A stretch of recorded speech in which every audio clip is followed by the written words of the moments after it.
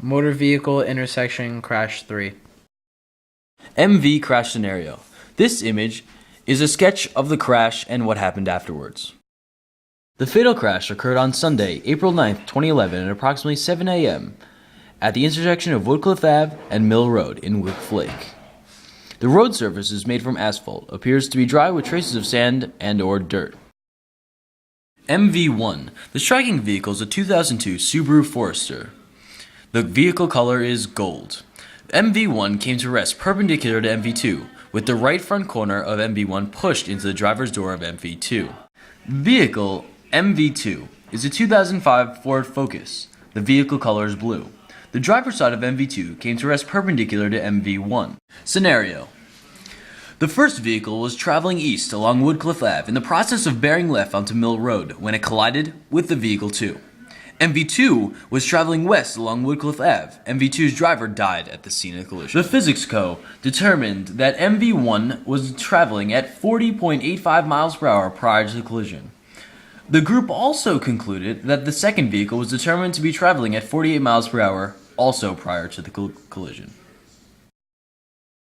Using Google Maps and a tool using Street View, the group determined that the speed limit of Woodcliff Ave, on which both vehicles were traveling, is 35 miles per hour.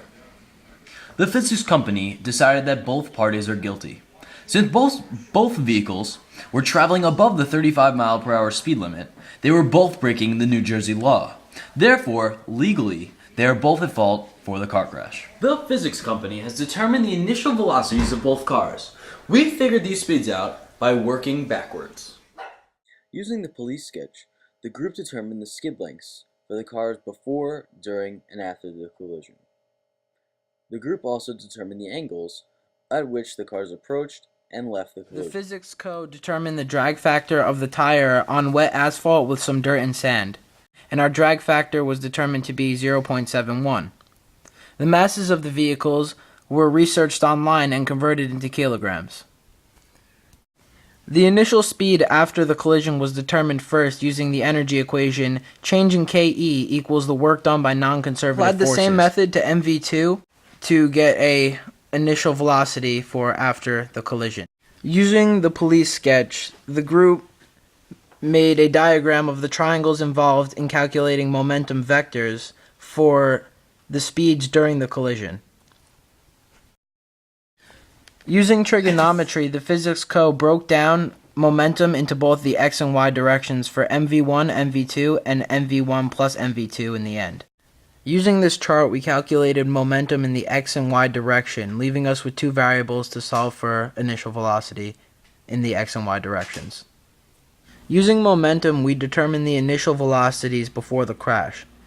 P initial plus P initial of motor vehicle 2 equals the P final of motor vehicle 1 plus motor vehicle 2.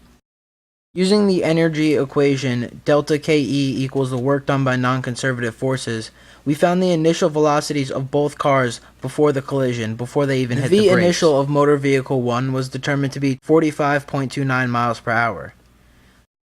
The V initial of motor vehicle 1 was determined to be 48 miles per hour.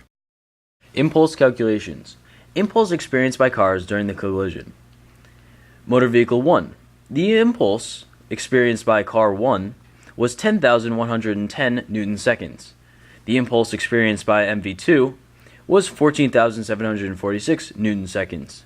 Notice that the driver of MV2 who died in the crash experienced a larger impulse than MV1, the driver who survived. This is a video of an experiment performed by the group.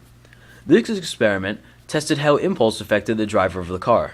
As you can see in the video, as the car crashed into the barrier, the driver fell over, much like signifying the driver has died. At the moment of the impact, the impulse spiked, causing the driver to die.